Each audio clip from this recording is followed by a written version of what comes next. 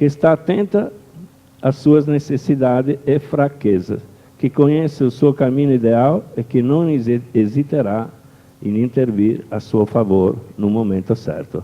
Então, gente, vitória!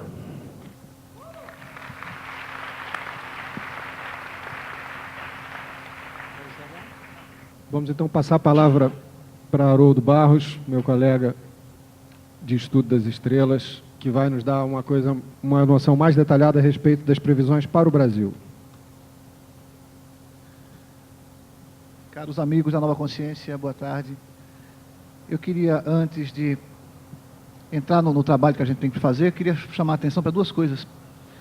A primeira é, eu nunca canso de falar isso, o fato de que esse evento acontece graças a uma equipe gigantesca, não gigantesca em termos de números, nem em termos de tamanhos, mas gigantesca na vontade e no heroísmo. As pessoas que estão aí sentadas não têm ideia do que acontece nos bastidores, e o que acontece nos bastidores, às vezes, é muito complicado e muito difícil. E essa equipe, por 14 anos consecutivos, dá mostra do seu heroísmo. Eu queria pedir uma salva de palmas para essa equipe.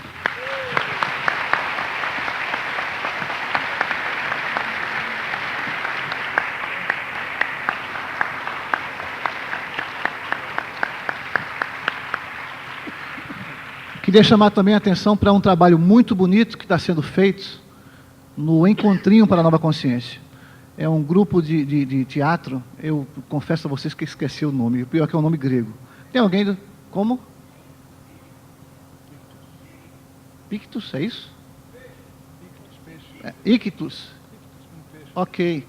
O trabalho belíssimo que está sendo feito lá com o Encontrinho, eu tenho duas meninas, né, uma de 10 anos e outra de 7 anos, e que ficaram lá o tempo inteiro, e eu tive a oportunidade de ir lá verificar o trabalho, acompanhar um pouco do trabalho, e fiquei encantado com o trabalho brilhante que eles estão fazendo, inclusive um trabalho que não é só de entretenimento das crianças, mas um trabalho que também está calcado nos valores e dos princípios da Nova Consciência. Um trabalho realmente que está de parabéns.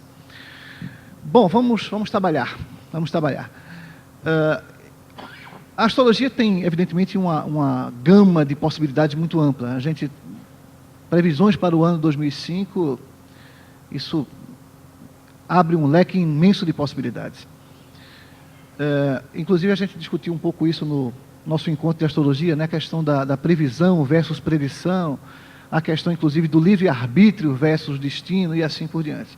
Então, talvez seja importante a gente frisar que na astrologia nós não trabalhamos com essa coisa do fatalismo, mas sim com o livre-arbítrio. Ou seja, as coisas que o astrólogo diz podem ser, até devem ser, mas não têm que ser. Ou seja, o ser humano tem a possibilidade de tomar as rédeas do seu destino nas mãos e, a partir daí, construir o seu destino como melhor lhe aprouver, como o seu arbítrio determinar. Dito isto, eu queria chamar a atenção de vocês, para alguns fenômenos astrológicos, alguns fenômenos nos céus em 2005. A primeira coisa que eu queria chamar a atenção de vocês é o fato de que o planeta Saturno, ele vai entrar no signo de Leão. Isso vai acontecer no dia 15 de julho. Saturno em Câncer, né? Ele está agora em Câncer, e Saturno leva em média 28 anos, 29 anos e meio, dependendo do movimento retrógrado, para dar uma volta completa no zodíaco. O que significa dizer que ele fica em média 2 anos e meio em cada signo. E Saturno é sempre aquele que nós chamamos de o cobrador kármico, aquele que traz as restrições, aquele que traz as dificuldades e assim por diante. Quando Saturno entrou em Câncer, e a gente sabe que o signo de Câncer ele está associado com a nossa origem, ele está associado com o útero, inclusive, ele está associado com o passado, inclusive se fala dos cancerianos que são melancólicos, ou que são voltados ao passado. Não é bem assim, mas o signo de Câncer tem sim, de fato, essa conotação. A entrada de Saturno em Câncer nos trouxe realmente um abalo forte em alguns dos fatores que nós consideramos significativos e até, por que não dizer, essenciais em termos históricos para a civilização ocidental, que foi a ocupação americana no Iraque. E quando nós ouvimos as notícias das bombas destruindo aqueles monumentos, de museus sendo saqueados. Só para lembrar que a astrologia no Ocidente, os primeiros lugares onde ela se manifestou foi justamente naquela região conhecida como Babilônia, que hoje em dia é o Iraque. Então, Babilônia, Mesopotâmia, e, enfim. E a maior parte dos eventos citados, ou pelo menos uma boa parte dos eventos citados no Antigo Testamento, né, cristão, eles se passaram na região que hoje nós chamamos de Iraque. Então, Saturno trouxe essa, digamos, paulada naquilo que nós trazemos de mais ancestral, na verdade. E Saturno passou 2 anos e meio aí transitando por Câncer, entrando agora em Leão a partir do dia 15 de julho. A gente espera um outro tipo de comportamento. Claro que isso não é assim. No dia 15 ele entra, no dia 16 as coisas mudam, não é assim, claro. Mas a gente espera que a entrada de Saturno em Leão traga uma maior responsabilidade na forma como o ser humano lida com o poder. Ou ele vai exigir essa responsabilidade. Saturno está exilado em Leão, né? Ele não está na posição mais confortável dele, ele não é o lugar onde ele fica mais confortável. É o segundo exílio, né? O primeiro exílio é exatamente Câncer, o segundo exílio é em Leão. Então não é exatamente uma guinada maravilhosa que a gente espera, não é isso que eu estou falando, porém a gente espera que os nossos governantes, as pessoas que comandam o mundo, já que Leão é um signo que representa muito de perto a questão do poder, inclusive o poder da autoridade, o poder político, ele possa, essa entrada possa significar uma maior responsabilidade daqueles que nos governam, daqueles que nos lideram. Um outro fenômeno importante que a gente quer chamar a atenção é o fato de que Júpiter vai entrar em Escorpião no dia 25 de outubro. Notem que nós estamos chamando a atenção para Júpiter e Saturno, porque são os assim chamados planetas sociais. Júpiter leva 12 anos, obrigado, querido. Júpiter leva 12 anos para dar uma volta no zodíaco, o que significa dizer que ele passa em média 1 ano em cada signo. Ele está transitando agora o signo de Libra. E eu me recordo que há 12 anos atrás, Valdemar, eu fiz uma palestra, tive a oportunidade de fazer uma palestra e disse que quando o Júpiter entrasse no signo de Libra, seria a hora de se colocar o poder na balança, de se fazer o julgamento do poder, o poder no sentido de mais elevado, no sentido de sabedoria. E foi exatamente quando houve a questão do impeachment do Collor, porque o poder de fato foi julgado por uma sabedoria maior, que era a sabedoria do povo naquele momento. Quando o Júpiter entrou em Libra agora outra vez, houve um outro tipo de julgamento. Sim, mas um julgamento feito pela urna, né? E Júpiter entrando agora em Escorpião, ele vai trazer um aprofundamento das questões dessa sabedoria que nós queremos que nos governe, né? Esperemos que os nossos governantes sejam tocados por essa sabedoria. Um detalhe importante, eu quero chamar a atenção de vocês também. O ciclo de Júpiter e Saturno é um ciclo que dura em média 20 anos. Nós chamamos isso em astrologia de ciclo sinoidal, o ciclo planetário sinoidal, ou seja, os planetas se encontram num ponto e vão se encontrar de novo 20 anos depois, né? Júpiter e Saturno, acontece isso. Só que entre este novo encontro, né, entre o primeiro encontro e o segundo encontro, eles têm uma posição de quadratura, que é 90 graus de distância, oposição, que é 180 graus de distância, uma segunda quadratura, que é 90 graus de distância, para voltar de novo ao ponto zero. Esse é que é o ciclo completo. Bem, a conjunção Júpiter e Saturno aconteceu em maio do ano 2000, que quando houve, inclusive, aquela concentração planetária em Touro, né, que se falou muito na mídia na época, inclusive. Então, a conjunção aconteceu em 2000. O ciclo sinoidal planetário diz o seguinte: a conjunção é o momento em que as coisas começam a acontecer, as coisas são plantadas, as coisas começam digamos assim, a ser lançadas, as sementes começam a ser lançadas à Terra. Na quadratura, quando se faz 90 graus de distância, se vive uma primeira crise, a chamada quadratura crescente, para que aquilo que foi plantado na conjunção comece a aparecer, comece a dar os seus frutos. Frutos esses que vão ficar plenos para a colheita quando acontecer a oposição, que é o ângulo de 180 graus. Então eu quero que vocês podem aproveitar essa informação da seguinte maneira: começar a repensar um pouco o que é que, em torno de maio do ano 2000, vocês estavam plantando, porque vai começar a aparecer agora. Isso na vida de cada um, na vida individual de cada um. Então, o que é que em maio de 2000, ou nesses entornos aí, eu estava começando a plantar, que tipo de semente eu estava começando a lançar à terra. Porque essas sementes vão começar a querer aparecer agora. Agora que eu digo, quando a quadratura ficar exata. A quadratura fica exata a 16 de dezembro. É quando ela se torna exata. Mas, claro que pelo menos um mês antes e um mês depois, aquilo fica na orbe, ou seja, fica já causando, trazendo os efeitos. Um detalhe só, quando eu falo plantar, eu não quero dizer necessariamente que a gente vá colher coisas boas. Nós vamos colher aquilo que nós tivermos plantado. Quem semeou boas sementes, colherá excelentes frutos. Quem semeou vento, não tem para onde, vai colher tempestade. Mas isso é sempre um motivo para a gente refletir sobre como é que anda a nossa ação no mundo, para que a gente, daqui a algum tempo, possa vir a colher aquilo que de fato a gente quer, aquilo de fato que a gente deseja. Muito bem, eu queria chamar a atenção para vocês, dada essa parte introdutória da minha falação, para um fenômeno chamado ingresso solar, aliás, uma técnica chamada ingresso solar. O que é o ingresso solar? O ingresso solar no signo de Áries. Observem o seguinte, que, aliás, o Valdemar colocou muito bem a ideia de que as análises astrológicas, elas não se prendem ao ano civil, 1º de janeiro a 31 de dezembro, até porque o ano civil, como nós conhecemos, ele é meramente uma convenção social. O ano começa efetivamente quando há o equinócio de primavera para o hemisfério norte, de outono para nós, ou seja, quando o Sol entra no 0 grau do signo de Áries, que é o primeiro, a primavera, a primeira verdade, primus veritas, a primeira verdade do zodíaco, que é exatamente Áries. Quando o Sol entra ali, é que a gente pode considerar que o ano de fato está começando, é o chamado equinócio vernal.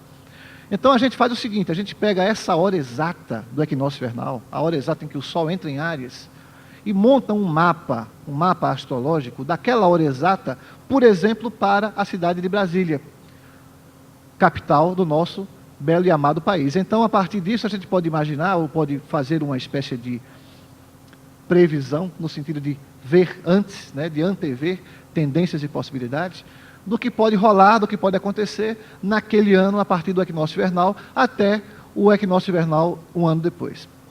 Então, a gente faz o seguinte, a gente faz uma análise mais detalhada para o Brasil, não tão detalhada porque o tempo não dá, mas eu queria chamar a atenção também para o seguinte, eu tive o cuidado de fazer o levantamento do mapa do ingresso solar para Washington.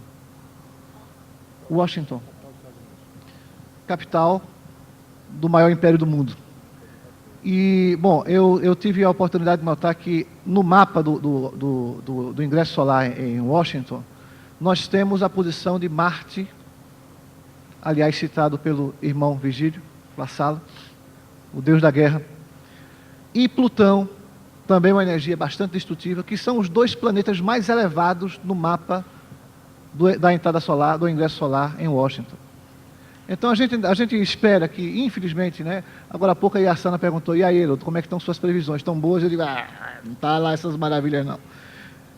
Eu gostaria de dizer coisas diferentes para você, mas quando a gente faz esse tipo de análise, a gente infelizmente tem que se preparar para o que vem por aí. Então, o Marte e Plutão, sendo os dois planetas mais elevados no mapa do ingresso solar para Washington, isso não nos dá assim, expectativas de um ano muito pacífico no mundo. Porque, infelizmente, ao contrário, né, Valdemar? Infelizmente, a gente tem que reconhecer que, hoje, o líder do mundo é o senhor George Bush, é quem realmente comanda a história.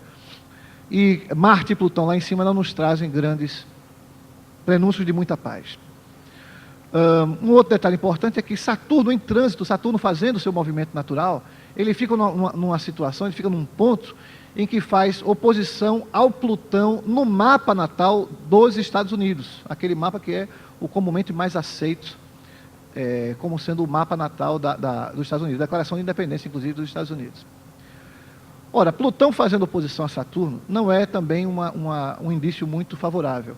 A Lua progredida, que é uma técnica bem específica da astrologia de prognóstico, ela faz também uma oposição, junto com Saturno, ao Plutão dos Estados Unidos. Isso acontece no período que vai, mais ou menos, de novembro de 2005 até março de 2006. E a gente pode esperar nesse período aí, possivelmente, alguma ação bélica mais intensa dos Estados Unidos ou até mesmo contra os Estados Unidos. A gente tem que ficar atento a isso. Um detalhe importante é que tudo isso acontece no eixo 2,8 desse mapa do ingresso solar, ou seja, o eixo das finanças, o eixo das posses, o eixo dos ganhos e das perdas. Oi? Do dinheiro, né? Do dinheiro, exatamente, da materialidade. E eu me recordo o que dizia o John Kennedy Galbraith,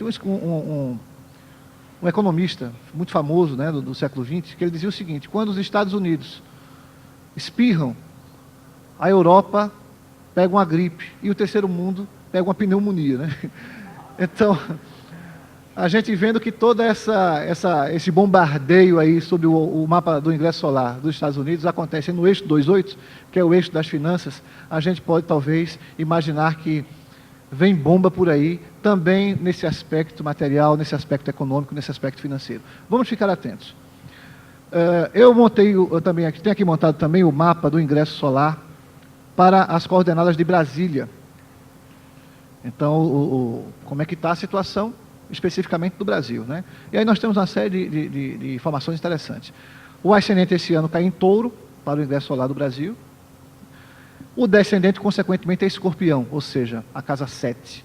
E a casa 7, na astrologia mundial, está aqui o Dr. Falcão, que não me deixa mentir sozinho, que é o grande mestre, um dos grandes mestres do Brasil da astrologia mundial. Eu estou invadindo sua seara, viu, Valdemar? Porque, na verdade, o meu treinamento em astrologia é muito mais para o atendimento individual. Mas é uma coisa tão fascinante, a coisa da astrologia mundial, que a gente sempre acaba invadindo um pouco a sua seara. E, então, como eu dizia, o descendente, né, o signo que marca a casa 7, que é a casa do outro, né, na astrologia pessoal, ele marcaria a casa do casamento, das parcerias, das associações, e dois inimigos declarados. Sim, porque tem os ocultos também, né, que seria a casa 12, mas os declarados. Na astrologia mundial, no mapa de um país, a casa 7, ela pode ser, o descendente, né, o signo da casa 7, ela pode ser comparada com aquele que, digamos, de alguma forma, desafia o poder ou a soberania de um país. Escorpião lá, né, na casa 7. E os dois regentes de Escorpião, que são Plutão, que é o primeiro regente, e Marte, que é o segundo regente, estão em posições um tanto ou quanto, digamos que delicadas.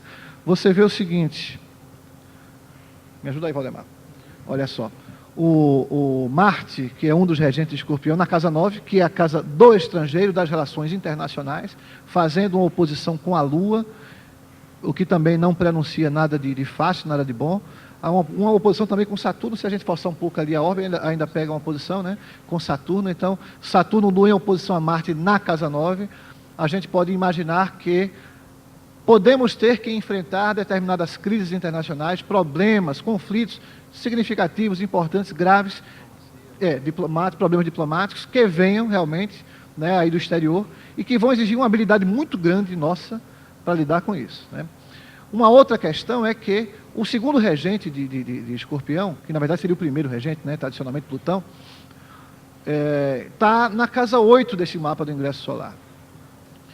A casa 8 é a casa do problema, da bronca, do abacaxi, e onde as coisas se detonam, né? E Plutão lá colocado, quadrando, fazendo uma quadratura, que é um ângulo extremamente difícil, com Vênus, que é o regente do ascendente do Brasil esse ano, também não traduz assim grandes prenúncios, não. Traduz talvez uma certa dificuldade em a gente lidar com esses problemas, e a gente precisa ter muita fé e muita esperança na capacidade dos nossos governantes e na capacidade dos nossos diplomatas. Para não ficar só no catastrofismo, né, como diz o Valdemar, eu quero também chamar a atenção para um fato interessante, que é o fato de que o mapa traz Netuno, o planeta Netuno, encravado no meio do céu. É o planeta mais elevado. Veja o que eu falei agora há pouco, que para o mapa do ingresso solar de Washington, nós tínhamos Marte e Plutão como sendo os mais elevados, ou seja, os que estão mais próximos do meio do céu, e que de alguma forma dominam aquilo ali. No caso do Brasil vai ser Netuno, que é exatamente o planeta da paz, que é exatamente o planeta da espiritualidade, que é o planeta da solidariedade, do amor, da compaixão, do amor não individualizado, do amor pela humanidade como um todo. Então, a gente nota o seguinte, tem até um contraste interessante, Valdemar, porque você vê, enquanto o mapa de Washington traz aquela coisa altamente beligerante, A gente vê aqui o mapa do Brasil com essa suavidade. Você vê que a conjunção é exatíssima, né? Exato. A conjunção é exatíssima no meio do céu desse ingresso solar do Brasil, e como lembrou Valdemar muito bem, fazendo um trígono com Júpiter. Um trígono quer dizer um aspecto extremamente suave, extremamente fluente, e que vai trazer ainda mais a coisa da sabedoria, a coisa dessa religiosidade mesmo mais ampla, e que traduz, num certo sentido, Valdemar, já que está no meio do céu, aquele sentido de missão. Então, de repente, pode ser que o próprio povo brasileiro e o governo brasileiro se coloque como um grande pacificador ao longo desse ano, né? Talvez o elemento, e a gente tem que reconhecer uma coisa maravilhosa, que é o fato de que a política externa do Brasil, ela tem cada vez mais consolidado o Brasil como um fator preponderante na política mundial. Esse talvez seja a gente tem alguns trânsitos, algumas direções significativas no mapa do Brasil e no mapa do Lula, e que prometem, não vou dizer que vai ter isso, mas há uma promessa, pelo menos virtual, de que isso traga grandes resultados no nível externo do relacionamento internacional até o final do governo Lula para o Brasil. E, de repente, essa posição que o Brasil vem cada vez mais se destacando, né, no cenário mundial, pode passar a exercer um fator importante, desempenhar um papel importante na pacificação do mundo. Agora, eu gosto sempre de dizer o seguinte, é que, repita o que eu falei agora há pouco, o livre-arbítrio sempre será soberano. Sempre será soberano. Nós temos uma série de outros pequenos eventos menores ao longo do ano, que não vai dar para falar aqui, e que pegam a gente, pegam as pessoas, cada um, claro, numa área diferente da vida, de acordo com o seu próprio mapa individual. E que são difíceis. Tem outros muito interessantes, muito estimulantes, e que são maravilhosos, que a gente pode aproveitar, evidentemente. Agora, eu gosto de lembrar aquilo que dizia Agostinho. Quanto mais sábio for um homem, mais ele governa a sua estrela. Quanto menos sábio for esse homem, mais as estrelas o governam. Ou seja, a distinção entre livre-arbítrio e fatalismo e destino está, na verdade, na proporção direta ou inversa, do nível de desenvolvimento desse ser humano. Então, nós temos em nossas mãos a responsabilidade de transformar o mundo. Eventos como esse, alguém falou aqui agora há pouco, né? O Luiz Peregrini estava aqui sentado agora há pouco e disse uma coisa muito interessante. Nós estamos vivendo sob a ótica, sob a égide de uma egrégora de guerra, de fato. E Marte e Plutão, lá em cima, no ingresso solar de Washington, reforçam um pouco essa história. Porém, cabe a nós, a nossos atos, a nossas orações, ao nosso poder de espalhar amor pelo universo, a possibilidade de transformar isso. Contamos todos uns com os outros. Muito obrigado.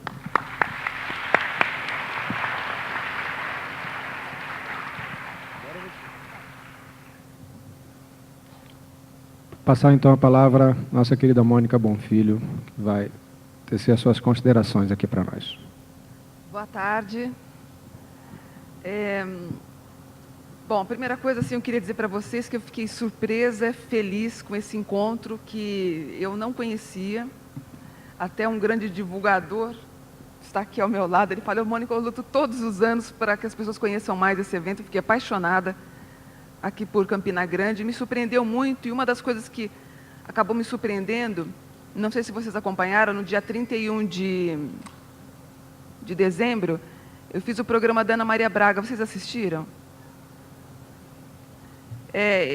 Eu raramente faço algum tipo de previsão ou programas de TV, até porque, primeiro, eu moro afastado, e segundo, que é uma das coisas que antes de entrar no ar, a gente pede: olha, por favor, não perguntem sobre pessoas. É um pouco constrangedor você falar, e sempre acabam perguntando, e há aquele constrangimento de acertar ou não. E ela me perguntou: como é que você vê o Brasil? E eu disse para ela: nós vamos ter uma surpresa com a Paraíba, com Vitória, com Minas Gerais, tudo muito caótico em São Paulo. Aliás, eu vejo não sei como o mapa poderia colocar isso, eu não conheço astrologia, mas uma grande... Aliás, a revolução só acontece no lugar onde precisa ser feita uma revolução. E São Paulo extremamente caótico, e o Rio muito bom, as pessoas muito aconchegantes com o seu próximo. E sempre me perguntam assim: E os anjos que regem? Então, nós temos 9 hierarquias angelicais: serafins, querubins, tronos, domínios, potências, virtudes, principados, arcanjos e anjos. Então, esse ano, 2 mais 0 e 5, eu tenho 7. Seria a 7ª categoria: serafim, querubim, trono, domínio, potência, virtude e principados.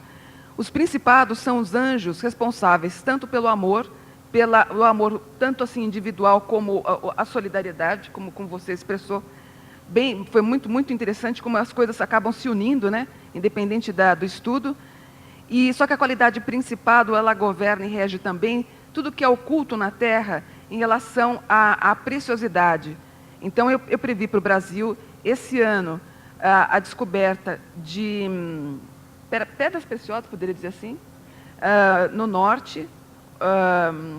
Eu não sei que região é, mas onde, infelizmente, houve aquele conflito entre os índios e os garimpeiros, que estão descobrindo diamantes, enfim. Isso. E nessa mesma região, então, nós vamos ter aí o petróleo, nós vamos ter as pedras preciosas. Mais abaixo nós temos aí a imagem de Oxóssi,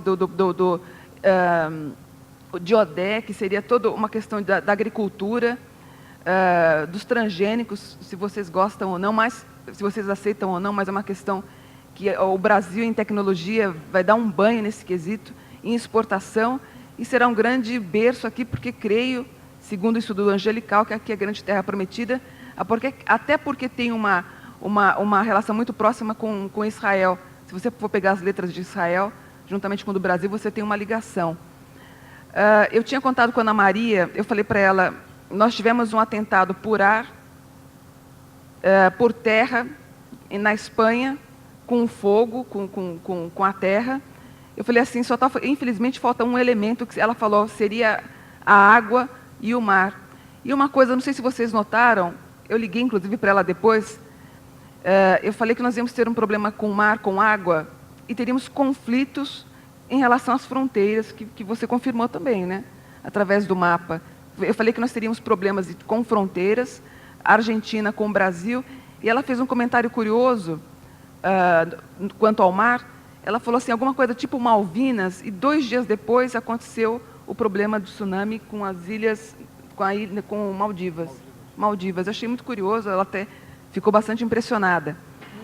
O 7, para nós, como a carta do tarô, o 7 seria a ligação com esses anjos principados, que é o anjo de toda...